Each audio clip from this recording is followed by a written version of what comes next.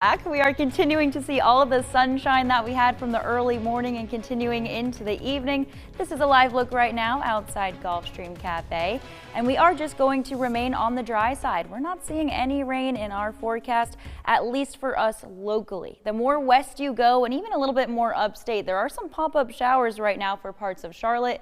We're not going to see that though where we live. We are also going to continue to be warm in the mid, even some upper 80s at the coast, with temperatures the more inland you go, a few degrees warmer. Lots of lower to mid 90s across the area, even some areas in the triple digits, although we haven't seen that for today. The triple digits do arrive for the weekend. The rest of this evening, though, will be back down into the 80s and even some 70s, staying dry, so it's great for any evening plans, but the heat does arrive for the weekend. We'll have more on that coming up in just a few minutes. Right now on News 13 at 5, new developments tonight after a stepmother was recently charged in her stepdaughter's murder 11 years after she disappeared. And coming up, nearly 400 new homes could be coming to the Conway area. Coming up, how you can weigh in on the redevelopment plans tonight. And today will be one of the busiest travel days on the roads and in the skies ahead of July 4th. What you need to know before you head out. Coverage you can count on at 5 starts now. Thanks for joining us for News 13 at 5. I'm Adriana Lawrence. And Dominette Pegler. First tonight at 5, the wife of a North Carolina police chief denied bond for a second time on a first-degree murder charge. Connie Graham is accused of killing her 18-year-old stepdaughter, Sarah Graham, who was missing for more than a decade. News 13's Eric Cooper is in Robeson County tonight with updates. Graham did not appear in court this morning as her lawyer and former Robeson County District Attorney Johnson Britt III requested that Connie be released pending trial. Britt said Connie checked all the boxes for someone facing criminal charges who should not be considered dangerous or a flight risk. He says after a decade of living in the same place where she is accused of killing her stepdaughter, she has remained at that home. She is charged with first-degree murder, felony conspiracy, and stealing, altering, or destroying evidence. Connie is a wife of Roland Police Chief Hubert Graham and was arrested on June 27th along with her two sons Bobby McClellan and Luke Locklear. Locklear and McClellan are both charged with felony conspiracy and altering, stealing, or destroying evidence. McClellan is also charged with accessory after the fact. Both were given $1 million bonds. Ferline Bullard, a friend of Sarah's, had strong opinions about Connie's lawyer requesting she get bond. Yes, I think it's kind of ridiculous. I think she should get the same mercy that she showed Sarah, which is none. I don't think she should get any mercy. I think that I don't think she should get any mercy. I don't think that she should be out on bond at all. I reached out to Chief Hubert Graham, who said that he would get back with me, but I did not hear back. As for Connie and her two sons, they still remain behind bars. Coming up at 6, hear more from Sarah's friend and Britt about today's hearing.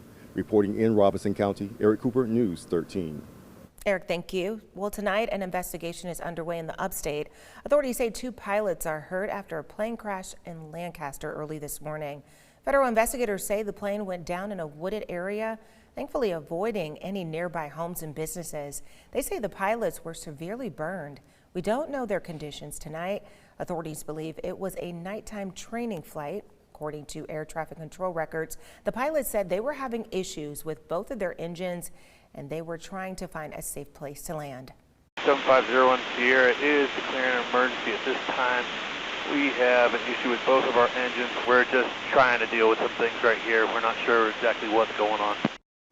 The National Transportation Safety Board and Federal Aviation Administration are now investigating the official cause of the crash. That can take several weeks to months to come out, with the final report expected in up to a year.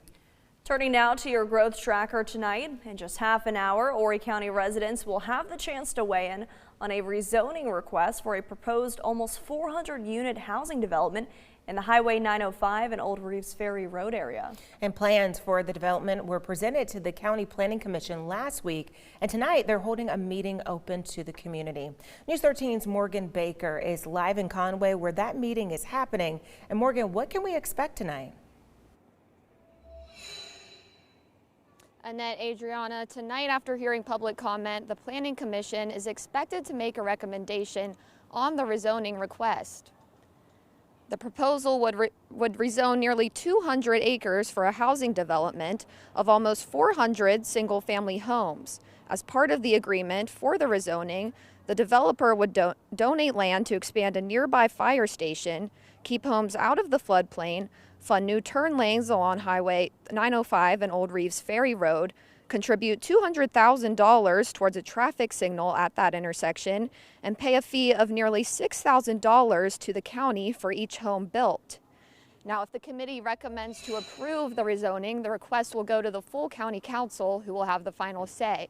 I'll have the latest on the public hearing tonight at 11. Reporting live in Conway, Morgan Baker, News 13. Morgan, thank you. Heads up residents in North Myrtle Beach, if you need to make a payment to the city early next week, you'll need to plan ahead now.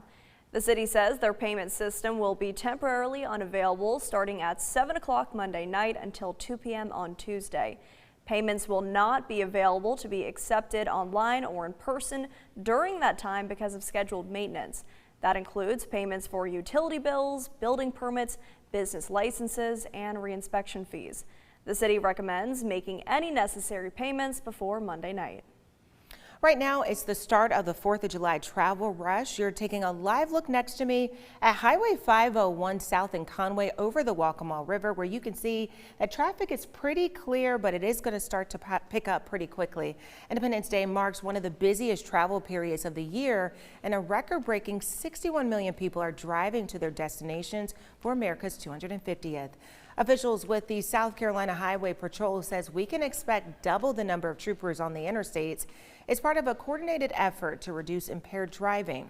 Last year, the agency says they saw more than 900 collisions and over a dozen deaths. It's really, really important to make sure we're restrained. And between restraints, distraction, DUI, those are the biggest things that I want to point out that we do. Make smart decisions, enjoy the 4th. The holiday also comes as gas prices are at a 4-year high. Last year, the national average for a gallon of regular gas was $3.15, according to AAA. This July 4th, the national average is $4.80. News 13 on-time traffic, sponsored by Joy Law Firm. Just call Joy. And for those of us right now traveling on 501, we are continuing to see just a little bit of some light commuter traffic right now. Drive times are going to continue to move fairly smoothly for this time of day, but I do want to show you this live camera for US 501 and SC 544. We are very slow, moving a little bit slow right now, so if you are heading in that direction, give yourself some extra time. Right now, drive times for 501 Carolina Forest moving about 10 minutes compared to 5. 17 Farrell Parkway to Glens Bay will take you 10. 17 Mr. Joe White to 82nd Parkway right now is moving about 13 minutes. Very similar for downtown Florence, although we are moving a little bit easier for parts a little bit more inland. 95 TV Road to 76 will take you 10 minutes. 76 5 Points to Irby's moving at 5. And 52 Palmetto to I-95 is moving on time with 7 minutes. Krista, thank you. A Myrtle Beach Life Scout is bringing the Grand Strand a new resource where people can honorably dispose of American flags. Under the U.S. Flag Code, it's considered an act of respect to retire flags that are severely faded, torn, frayed, or weather damaged. So Brady Lord, who lives in the Market Common, chose a flag disposal box for his Eagle project. It's on the east side of the roundabout at Warbird Park along Farrow Parkway. News 13 spoke with Brady today about what went into his decision. It makes me feel accomplished knowing that I can do something like this and know that people will use it for something good like this. And as part of his Eagle project, Brady is also building benches for veterans at the tiny homes on 3rd Avenue.